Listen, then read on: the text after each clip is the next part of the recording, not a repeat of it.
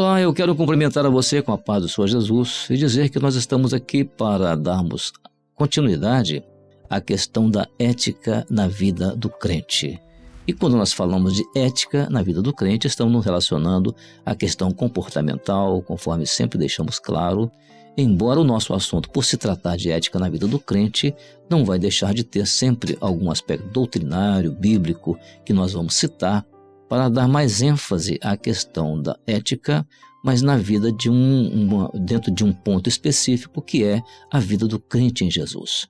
Mas agora nós estamos nesta abordagem, trazendo aqui para os irmãos e para os nossos participantes, uma abordagem muito especial relacionada com a vida do pastor, ou seja, a ética na vida do pastor. Como é que é o comportamento do pastor, a postura do pastor. Já fizemos algumas abordagens que, aliás, lembramos que se você estiver assistindo conosco através do YouTube, você pode acessar outros episódios, outras programações que nós deixamos já na nossa lista, no nosso playlist. Você pode entrar lá e ter acesso a uma série de outras abordagens feitas dentro deste assunto, que nós estamos seguindo uma sequência. E agora, com relação à questão da ética na vida do pastor, nós vamos aqui hoje abordar mais um aspecto, mas antes eu quero aqui apresentar a presença do nosso companheiro pastor Luiz Fernando Pita, que é também participante aqui e responsável pela nossa programação. Pastor Fernando, a paz do Senhor, muito obrigado mais uma vez por estar aqui conosco. Pai do Senhor, pastor Gilson, Pai do Senhor, irmãos, sempre um prazer estar aqui no programa. Muito bem, dando continuidade então, nós vamos partir agora para um aspecto ético na vida do pastor, que está relacionado com a questão do zelo por aquilo que é espiritual e o zelo do pastor por aquilo que é material. Então, o que é espiritual e o que é material, e como que o pastor está voltado na questão ética para a questão de zelar por esses dois aspectos no ministério pastoral. Só que antes nós vamos ler um texto bíblico que vai nos levar então a um melhor entendimento desse ponto que nós vamos abordar hoje aqui na ética da vida do crente e especificamente na vida do pastor da igreja. Pastor Fernando, por favor, poderia ler o texto? Certo, o texto é Filipenses, capítulo 4, nós vamos ler os versículos 8 e 9, que diz assim: Quanto ao mais, irmãos, tudo que é verdadeiro, tudo que é honesto, tudo que é justo, tudo que é puro, tudo que é amável, tudo que é de boa fama, e se há alguma virtude, e se há algum louvor, nisso pensai. O que também aprendeste e recebeste e ouviste e viste em mim, isso fazei, e o Deus de paz será convosco. É interessante que nós estamos falando de ética. Paulo, ele mesmo dá o testemunho não só do que ele fala, mas ele vive a palavra de Deus. E ele fala tudo que aprendei de mim, não só o que ele prega, mas também o que ele vive. Isso é maravilhoso. E é muito importante lembrar que quando Paulo faz essa recomendação para a igreja, ele está fazendo no sentido de mostrar como que, do ponto de vista ético, a ética na vida do pastor reflete na vida da igreja. Então, aquilo que recebestes de mim, que vistes em mim, que ouvistes de mim. Então, o que é que a igreja recebeu, que viu e que ouviu de Paulo? Ela fez isso através daquilo que ele recebeu do Senhor. Porque o apóstolo Paulo, principalmente o apóstolo Paulo, ele cita muito isso, que ele era muito coerente com o ministério dele. Qual era a coerência? É que ele não tinha o direito de expor para a igreja qualquer coisa que fosse diferente daquilo que o Espírito Santo estava revelando, ou seja, ele só transmitia para a igreja aquilo que era do Espírito Santo, não é? Exatamente. E isso era a questão ética. Se ele transmitisse alguma coisa própria dele, da cultura dele, da religião a que ele pertenceu antes, né, que era o judaísmo, então ele naturalmente não seria ético. Alguém ia ver isso e ia dizer, mas peraí, mas Paulo não está transmitindo aquilo que ele está recebendo do Senhor, ele está transmitindo aquilo que vem da cabeça dele. Então isso não é ético. Então esse aspecto é muito importante nessa colocação feita por Paulo a essa igreja aqui, a igreja de Filipos, né, os filipenses. Só reforçando a tua palavra, Gilson, do que Paulo falava, o que ele tinha recebido do Senhor, em 1 Coríntios, capítulo 11, é um texto muito lido quando fala da ceia, ele começa falando no verso 23, porque eu recebi do Senhor o que também vos ensinei. Então, isso é importante, a gente viver e pregar o que a gente tem recebido de Deus, porque isso foi a obra que o Senhor colocou. Essa é a obra de Deus, essa é a igreja fiel. Isso é importante. É exatamente por isso que nessa abordagem de hoje, que nós vamos falar especificamente da questão de a ética na vida do pastor, com relação ao zelo dele pelas coisas espirituais e pelas coisas materiais. Então, por exemplo, o zelo dos apóstolos com relação às coisas espirituais era notável, e também as coisas materiais. Era a organização das igrejas, até a um determinado momento em que Paulo leva uma contribuição das igrejas para as igrejas de Jerusalém. Sim. A contribuição material que envolvia isso, mas a ajuda dos crentes da igreja de Corinto, que eram mais abastados, aos crentes de Jerusalém, que eram mais pobres, mais simples, precisavam de recursos, né? Então você vê que ele tinha essa preocupação de mostrar que o ministério dele não estava preocupado apenas com o lado espiritual, mas também com o lado material, de assistência às pessoas. Isso é próprio, inclusive, aliás, isso é ético na vida do pastor nesta obra, na obra do Espírito Santo. Porque, por exemplo, você pega na parte espiritual, o zelo do pastor em cumprir e fazer cumprir todas as orientações que são dadas pelo Senhor através do corpo, né? Que ele recebe do corpo aquele corpo ao qual ele está ligado. Então, se eu recebo a orientação que vem do corpo, é função minha como pastor, no ponto de vista ético, transmitir aquilo para a igreja, zelar por aquilo, orientar a igreja a como fazer, a como proceder, aquilo que vem do corpo. Não é uma coisa que vem da minha cabeça. Isso. Porque o que acontece? É por isso que a falta de corpo na obra do Espírito Santo leva as pessoas a criar grupos. E às vezes as pessoas dizem, estou na obra do Espírito, mas a obra do Espírito, ela não é isso. A obra do Espírito não é cada um fazer o que quer ou fazer aquilo que acha melhor, não. É fazer aquilo que está recebendo do corpo. Então isso é ético. Eu não posso estar recebendo uma orientação que vem do presbitério e transmitir aquilo da minha maneira. Então eu não estou zelando, isso no sentido espiritual, né? Nós estamos falando primeiramente sobre o aspecto de zelo com as coisas espirituais. E nisso que você está falando, há uma coisa que a gente comenta muito entre nós, o resultado do pastor que está vivendo espiritualmente, materialmente, essa ética ou a palavra de Deus. O resultado é o crescimento do rebanho. Não só o crescimento numérico, mas as operações que o Senhor realiza na igreja. O Senhor opera na igreja coisas maravilhosas. Por quê? Porque o Espírito Santo ele tem liberdade de operar, porque o pastor ele está sendo ético ao colocar em prática dentro da igreja aquilo que ele está recebendo do presbitério. Porque o presbitério também recebeu de Deus. Então ele está dando uma continuidade àquilo que o Senhor tem revelado. E aliás, quando nós falamos na questão de zelo do pastor por aquilo que é espiritual e aquilo que é material, nós temos aprendido uma lição muito importante, que aliás, essa lição ela é muito clara nas cartas dos apóstolos e nos Atos dos Apóstolos, no livro de Atos dos Apóstolos, que os apóstolos eles eram muito coerentes com relação a administrar as coisas materiais de acordo com as coisas espirituais. Nós temos, por exemplo, uma frase, né, entre nós que é muito conhecida, né, que o material está sujeito ao espiritual. O que significa isso? Significa o seguinte, é que se aquilo que é material está sendo adquirido, aquilo só é adquirido em função do espiritual, ou seja, se estiver produzindo resultado espiritual.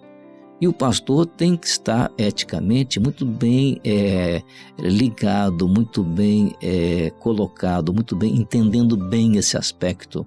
Porque você pega, por exemplo, as nossas igrejas. Eu me lembro um tempo atrás, quando nós trouxemos um grupo de pastores de um país distante, lá para o interior da África, e eles viram igrejas aqui no nosso meio em comunidades mais assim simples, como aquelas que eles vivem lá na África. Mas eles ficaram admirados de ver ali o jardim da igreja bem cuidado, o gramado bem cuidado, coisas assim simples, e que eles ficaram admirados até. Por quê? Porque embora nós possamos pertencer a qualquer classe social, a nossa grande preocupação como pastores é de manter essas duas coisas bem relacionadas, ou seja, você não pode olhar, por exemplo, para uma igreja que tem uma mensagem extraordinária, uma revelação profunda e as coisas serem feitas materialmente de qualquer maneira, os bancos de qualquer maneira, as coisas mal cuidadas no sentido material. Então são duas coisas que são muito correlatas, né? Na questão ética. Você pode ver, por exemplo, nos nossos templos, o nosso modelo básico de templo, ele é uma coisa assim simples, não tem luxo, não tem assim pompa, não tem fausto, mas tem a simplicidade. Por quê? Porque a nossa mensagem também é simples. Há uma passagem bíblica, quando Jesus em Jerusalém expulsa os vendilhões do templo, ele usa um versículo lá do Velho Testamento dizendo assim: o zelo pela tua casa me consome. O zelo é tanto espiritual, na colocação em prática naquilo que o Senhor revela, como também material. Se eu estou vendo ali a igreja necessitada de um cuidado, por que eu não vou fazer? Por que eu não vou ter a oportunidade de ofertar não só as minhas orações ou o meu trabalho no sentido ministério, mas também o serviço? Isso é uma honra que nós podemos fazer ao Senhor. Aliás, é um exemplo muito bem citado, né, da preocupação do Senhor Jesus com relação àquilo que estava acontecendo no templo, a nível material, aquela confusão toda, as pessoas transformando em negócios aquilo que era o espiritual.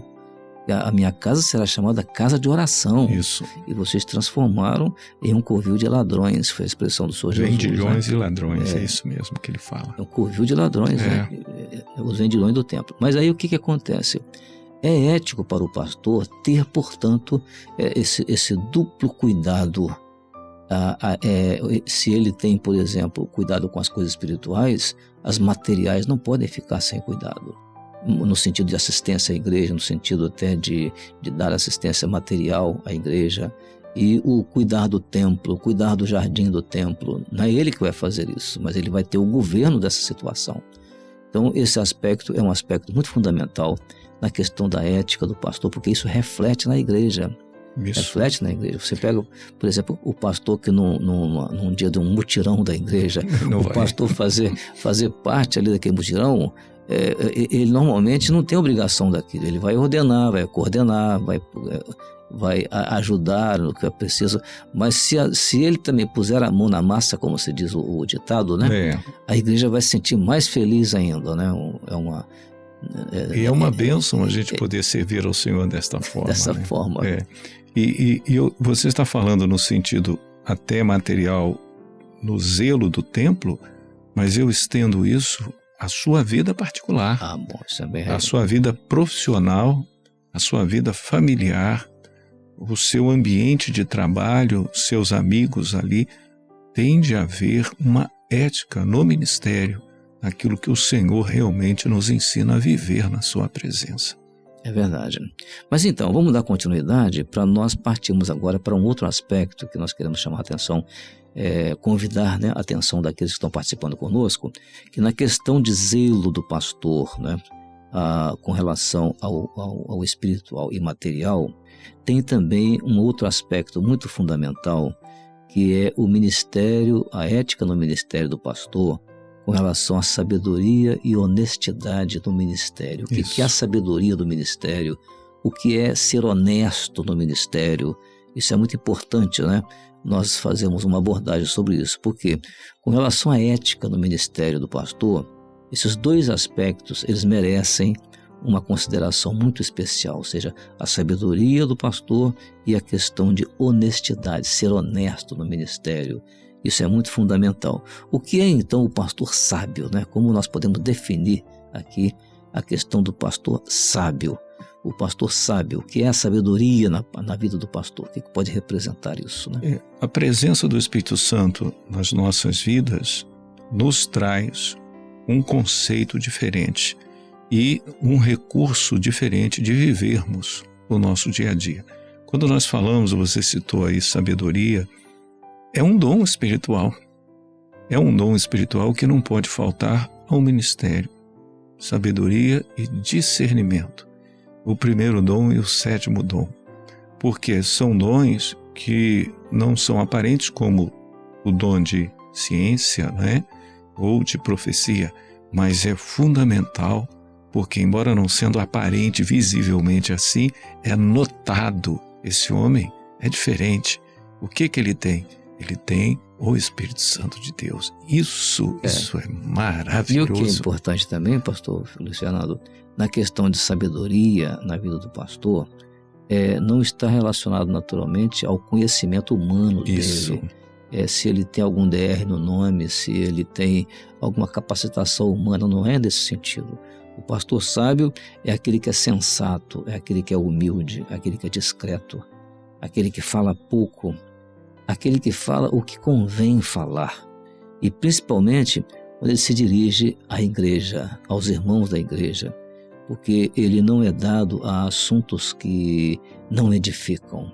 Então, isso é sabedoria da parte do pastor. Do contrário, ele vai estar ferindo a ética do ministério pastoral com relação à questão de sabedoria. É muito importante isso, né, na questão da vida do ministério do pastor, ele ser sábio nesse sentido, né? Então ele vai saber discernir as coisas, ele vai saber colocar as coisas no lugar na hora certa, ele vai ser sábio no sentido também de transmitir para a igreja aquilo que é do Espírito Santo, vai transmitir com sabedoria, com entendimento, com conhecimento e, acima de tudo, com experiência que ele tem com o Senhor. Então não se trata de uma sabedoria humana, de capacitação humana, isso pode até existir, não tem nenhum problema com relação a isso, mas acima de tudo, ser discreto, ser sensato, ser humilde, ser de poucas palavras, ser pastor que fala o que convém falar. Então esse é um aspecto de sabedoria fundamental na vida do pastor. Esse exemplo a gente pode ter do próprio Senhor Jesus. Eu acho muito interessante quando Jesus foi preso ali em Jerusalém para ser crucificado como homem, ele tinha autoridade, a uma ordem sua, milhares de anjos iriam o socorrer.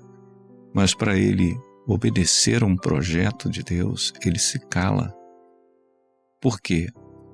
Ali, acima de tudo, a obediência à revelação do projeto do Pai.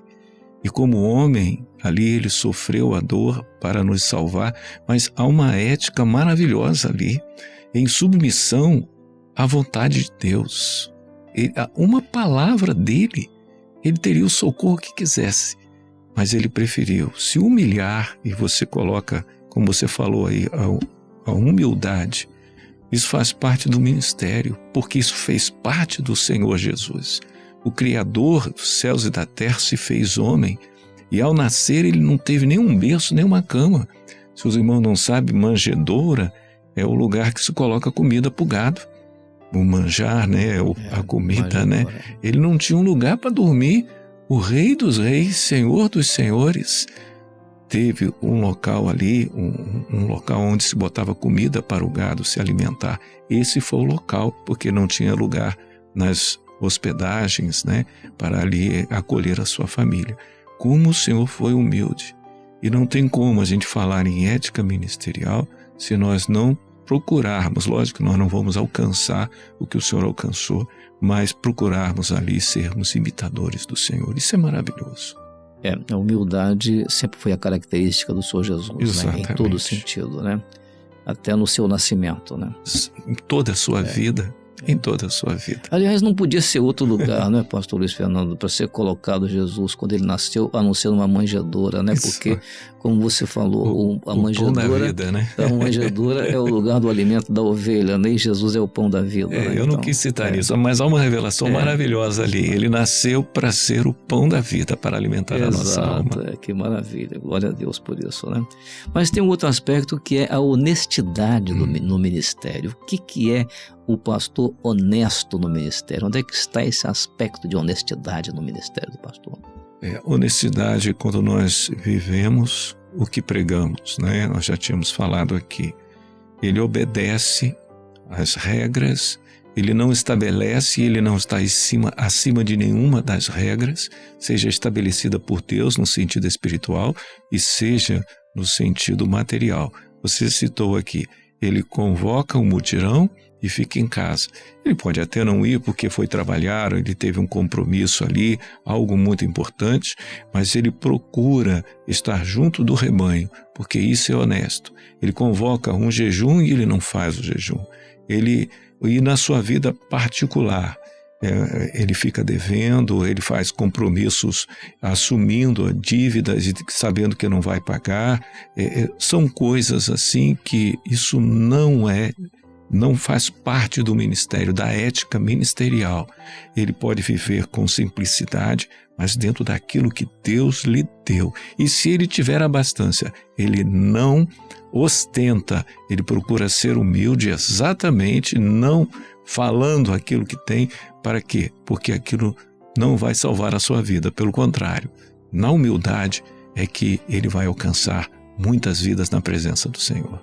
O que é notável a gente perceber que a questão de honestidade aqui no ministério tem muito a ver também com a coerência, né? Ou seja, ele faz uma recomendação na questão de prática de determinadas coisas e, na verdade, age diferente daquela forma como foi recomendada, como ele próprio recomendou. Realmente isso foge bastante da ética, ou seja, isso é incoerente, isso é alguma coisa que não se coaduna uma coisa com a outra, e naturalmente isso está relacionado à questão da ética do pastor com relação à honestidade quanto ao ministério.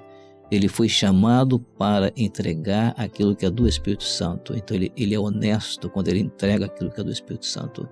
Ele foi chamado para estar ligado a um corpo, então ele é honesto no ministério quando ele reconhece que o seu ministério está ligado a um corpo e que, portanto, ele está sujeito à autoridade desse corpo. Então isso é fundamental, essa questão da honestidade no ministério.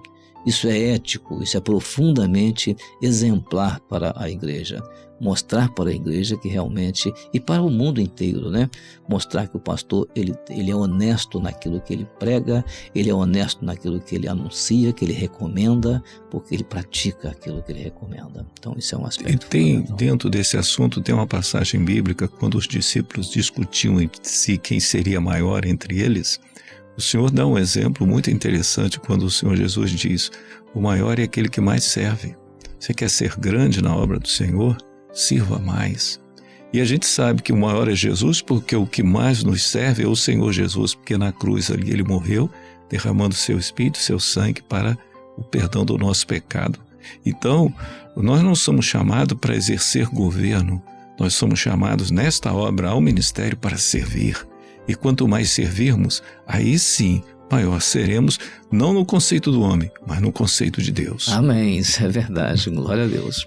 Muito bem, nós estamos já caminhando para o final da nossa mais uma programação relacionada à ética na vida do crente e também mais relacionada à questão da ética na vida do pastor. Então, mais um aspecto abordado aqui, hoje na programação, e que nós recomendamos que, mais uma vez, se você estiver participando conosco através do YouTube, por favor, não deixe de curtir, não deixe de comentar e também de compartilhar esta programação. Às vezes tem uma pessoa que você acha que pode ser útil esse aspecto abordado, então compartilhe com ele, com essa pessoa, porque isso vai ajudar na programação, na propagação da programação e também vai ajudar a própria pessoa na orientação que ele necessita na sua vida espiritual. Muito bem, estamos encerrando aqui, pastor Fernando Pita, a paz do Senhor para você. A paz do Senhor, pastor Gilson, a paz do Senhor, irmãos. Então, a paz do Senhor a todos, até a próxima, se Deus quiser.